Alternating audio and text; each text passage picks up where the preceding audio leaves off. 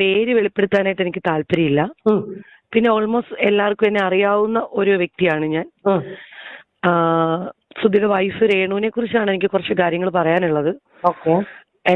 എന്റെ ഒരു കസിൻ ചേച്ചി, അതുപോലെ എന്നെ സ്നേഹിക്കുന്ന 1-2 ചേട്ടന്മാര്. അപ്പൊ എനിക്കൊരിക്കലും അവളെ നാണം കെടുത്തണമെന്നോ ഇല്ലെങ്കിൽ അവളുടെ ഇമേജിനെ ബാധിക്കുന്നത് ചെയ്യണമെന്നൊന്നും എനിക്കൊരു താല്പര്യമുള്ള ഒരാളല്ല. പക്ഷേ എനിക്ക് എന്റെ ലൈഫിൽ കുറെ ബുദ്ധിമുട്ടുകളും പ്രശ്നങ്ങളും വന്നതുകൊണ്ട് എനിക്കിത് പറഞ്ഞേ പറ്റത്തുള്ളൂ. 2013 സുധി എന്നെ ഒഫീഷ്യലി മാരേജ് ചെയ്യുന്നത്. ഇപ്പം നിലവിൽ സുധിയുടെ വൈഫല്ല. ഞങ്ങൾ ഡിവോഴ്സ്ഡ് ആയിട്ട് ഒരു 6-7 വർഷമായി. കൊല്ലത്ത് കോടതിയിൽ വെച്ചിട്ടായിരുന്നു ഡിവോഴ്സ്ഡ് ആയത്. അതിന് കാരണം ഈ രേണു തന്നെയാണ്.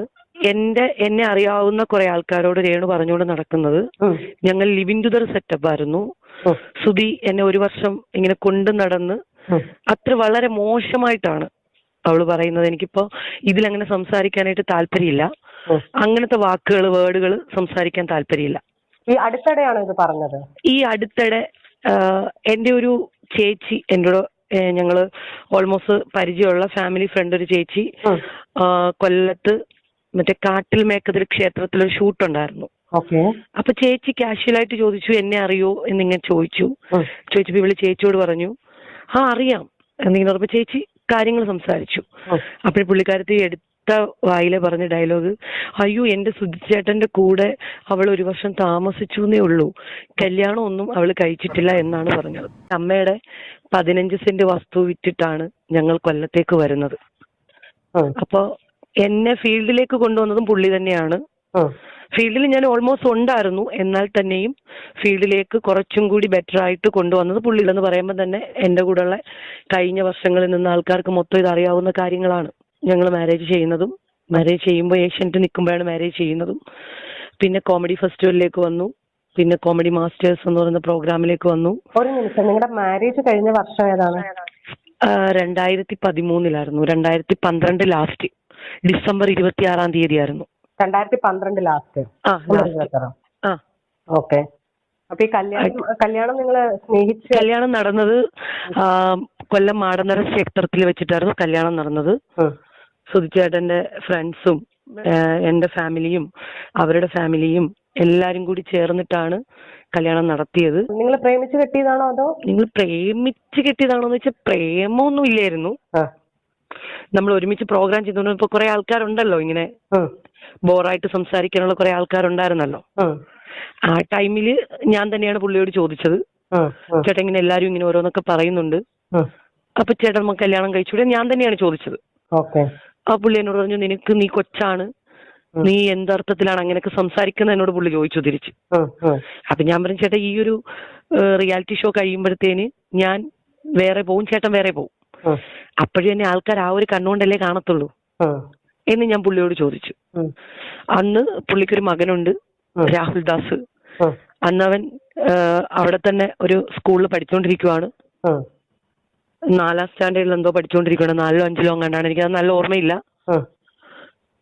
അവരെ വീട്ടില് നേരെ കല്യാണം കഴിച്ചവരെ വീട്ടിലാണ് കൊണ്ടുപോയത്. അവിടെ റിസപ്ഷനും കാര്യങ്ങളും ഒക്കെ ഉണ്ടായിരുന്നു.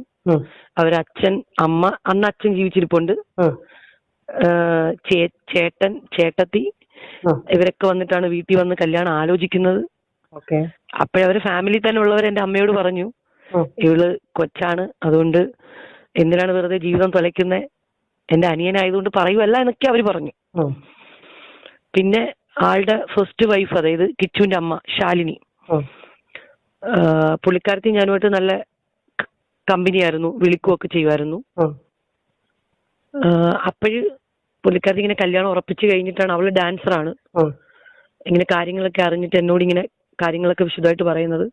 പിന്നെ ഈ ചാനലിൽ വന്ന് പറഞ്ഞ പല കാര്യങ്ങളും കള്ളത്തരമാണ്. ചേട്ടനും സുധിച്ചേട്ടന്റെ വൈഫും വന്ന് ചാനലിൽ വന്ന് പറഞ്ഞ പല കാര്യങ്ങളും കള്ളത്തരങ്ങളാണ്. കാരണം സുധിച്ചേട്ടനുമായിട്ട് ഞാൻ പല പ്രാവശ്യം വഴക്കുണ്ടാക്കിയിട്ടുണ്ടെങ്കിൽ ഞങ്ങളുടെ ലൈഫിലെ പ്രശ്നങ്ങളായിട്ടല്ല. ഈ ശാലിനിക്ക് ഒരുപാട് പൈസ, അന്ന് ഈ ഗൂഗിൾ പേ ഒന്നുമില്ല, ഈ ബാങ്ക് വഴി ട്രാൻസാക്ഷൻ ചെയ്ത് കൊടുക്കും. എന്നിട്ട് ഈ ബില്ല് ഈ സ്ലിപ്പ് പുള്ളി പേഴ്സിൽ വെച്ച് മറക്കും. അപ്പൊ ഇത് ഞാൻ കാണുമ്പോഴാണ് ഏറ്റവും കൂടുതൽ ഞങ്ങൾ തമ്മിൽ വഴക്കുണ്ടായിട്ടുള്ളത്. നിങ്ങൾ ഡിവോഴ്സ് ചെയ്തു, നിങ്ങൾക്ക് വേണ്ടെന്ന് പറഞ്ഞിട്ട് പിന്നെ എന്തിനാ നിങ്ങൾ ഈ കാശൊക്കെ അവർക്ക് ഇട്ട് കൊടുക്കുന്നതൊക്കെ ഞാൻ ചോദിച്ചു വഴക്കുണ്ടാക്കിയിട്ടുണ്ട്. എന്റെ മാരേജ് കഴിഞ്ഞ് ഞാൻ 7 month പ്രഗ്നന്റ് ആയിട്ടിരിക്കുന്ന സമയത്താണ് ഈ ശാലിനി എന്നെ വിളിക്കുന്നത്. എന്റെ നമ്പർ കിട്ടാൻ സുധിയായിട്ടുള്ള മാരേജ് കഴിഞ്ഞ ഡിവോഴ്സ് കഴിഞ്ഞിട്ട് നെക്സ്റ്റ് മാരേജിലേക്ക് വന്നപ്പോ എന്റെ അമ്മയാണ് ആദ്യം വിളിക്കുന്നത്. വിളിച്ചിട്ട് പറഞ്ഞു എനിക്ക് എന്റെ നമ്പർ ഒന്ന് വേണോന്ന് പറഞ്ഞു. അപ്പൊ അമ്മ നമ്പർ കൊടുത്തു. അങ്ങനെ എന്നെ വിളിച്ചു. അപ്പൊ എനിക്ക് അറിയാത്തൊരു നമ്പർ ഞാൻ ഫോൺ എടുത്തപ്പോ പറഞ്ഞു എനക്ക് എടാ ഞാനാടാ ശാലിനിയാ. ഞാൻ പറഞ്ഞു ഞാൻ പറയടാന്ന് പറഞ്ഞു. അപ്പോഴ് നീ കാണുന്നില്ലേ, എപ്പിസോഡുകളൊക്കെ കാണുന്നില്ലേ എന്ന് എന്നോട് ചോദിച്ചു.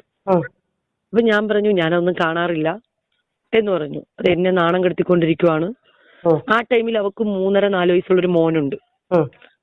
അപ്പോഴും ഞാൻ ചെടിയെത്തോളന്നൊക്കെ എന്നോട് പറഞ്ഞു. അപ്പൊ ഞാൻ ആളോട് പറഞ്ഞു അങ്ങനൊന്നും ചെയ്യരുത്, പറയുന്നവരെന്തെങ്കിലുമൊക്കെ പറഞ്ഞോട്ടെ, അങ്ങനെയൊന്നും ചെയ്യാൻ പോകരുത്, നിനക്കൊരു മോനുണ്ട്, അപ്പൊ അവനെ നോക്കി നീ ജീവിക്കുക എന്നൊക്കെ ഞാൻ പറഞ്ഞു. വിവാഹ ജീവിതം മുടങ്ങി അല്ലെങ്കിൽ കുറച്ചു മുമ്പ് ഒരു വ്യക്തിക്കെതിരെ ആരോപണം പറഞ്ഞല്ലോ, എന്താ അത് ഈ രേണു തന്നെയാണ് കാരണം.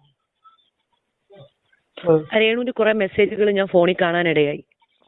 അപ്പൊ ഞാൻ ചോദിച്ചു, എന്നോട് കുറെ ആൾക്കാർ ഇത് ചോദിച്ചു, ഞാൻ പക്ഷെ ആരോടും ഇതുവരെ വെളിപ്പെടുത്തിയിട്ടില്ല. ഞാൻ ഇപ്പോഴാണ് ഇത് പറയുന്നത്. അത് പറയാൻ ഞാൻ അത്രയും നാണം കെട്ടത് കൊണ്ടാണ് പറയുന്നത്. അപ്പോഴ് പുള്ളിക്കാരത്തി ഇങ്ങനെ എല്ലാരോടും പറഞ്ഞു നടക്കാൻ തുടങ്ങി. ഇങ്ങനെ മെസ്സേജ് കണ്ടു. അന്ന് എന്റെ വീട്ടിലായിരുന്നു സുധിച്ചേട്ടൻ, ഞങ്ങൾ ഒരുമിച്ചുള്ളത്. ഞാനൊരു ടീമിൽ പ്രാക്ടീസിന് പോയിട്ട് തിരിച്ചു വന്നപ്പം ഫോണിലെ മെസ്സേജുകൾ കണ്ടു. പിന്നെ സുധിച്ചേട്ടൻ ഭയങ്കര മദ്യപാനമാണ്, മദ്യത്തിന് അഡിക്റ്റ് ആയിരുന്നു പുള്ളി. നോക്കുമെന്ന് ചോദിച്ചു കഴിഞ്ഞാൽ കാശ് കിട്ടിക്കഴിഞ്ഞാൽ നന്നായിട്ട് നോക്കും പുള്ളി. കാശില്ലാന്നുണ്ടെങ്കിൽ എല്ലാരും കയ്യിൽ നിന്ന് കടം മേടിക്കും. എല്ലാരെയും വിളിച്ച് കടം മേടിച്ചെങ്കിലും പുള്ളി മദ്യപിക്കും. അങ്ങനെ ഞാൻ ഒരു ടീമിലേക്ക് റിഹേഴ്സലിന് പോയിട്ട് തിരിച്ചു വന്നപ്പം പുള്ളിക്കാരത്തിന്റെ മെസ്സേജ് കണ്ടു. അതിന് ആ മെസ്സേജുകൾ എനിക്ക് ഇപ്പോഴും ഓർമ്മയുണ്ട്, ഞാനൊന്നും മറന്നിട്ടില്ല.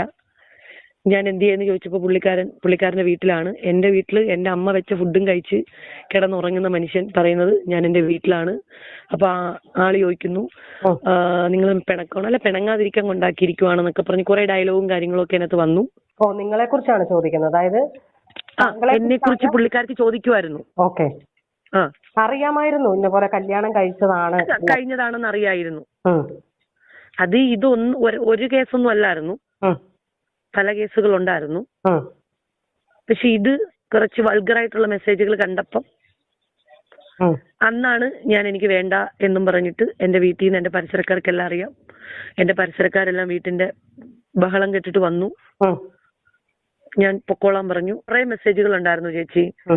ഹേർട്ട് ചെയ്യുന്ന മെസ്സേജ് എന്റെ കൂടെ കിടന്നുറങ്ങിയിട്ട് പുള്ളി പറയുന്നത്, പുള്ളി എന്റെ വീട്ടില് എന്റെ ബെഡില് എന്റെ റൂമിൽ കിടന്നുറങ്ങിയിട്ട് ഞാൻ എന്റെ വീട്ടിലും പുള്ളിയുടെ വീട്ടിലുമാണെന്നാണ് പറഞ്ഞത്. പിന്നെ പറഞ്ഞിരുന്നേ ആളിങ്ങോട്ട് അയച്ചേക്കുന്ന മെസ്സേജ്, ചേട്ടൻ എന്നെ കണ്ടിട്ട് പോകുമ്പോ എനിക്ക് ഭയങ്കര സങ്കടമാണ്, ചേട്ടൻ എന്റെ അടുത്തുള്ളപ്പോ എനിക്ക് ഭയങ്കര സന്തോഷമാണെന്നൊക്കെ പറഞ്ഞിട്ടൊരു മെസ്സേജ് ഉണ്ടായിരുന്നു. അപ്പൊ ഇവര് ആക്ച്വലി വേറെ ബന്ധങ്ങളൊക്കെ ഉണ്ടാവുമല്ലോ. അപ്പൊ രാവിലെ പുള്ളി ഉറങ്ങിക്കിടന്നപ്പോ നമ്മൾ അത്രയും സിൻസിയർ ആയിട്ട് ഉമ്മയൊക്കെ കൊടുത്തിട്ട് പോയിട്ട് തിരിച്ചു വരുമ്പോ പുള്ളി അടിച്ച് ഫിറ്റായിട്ട് കിടന്ന് ഉറങ്ങിപ്പോയി.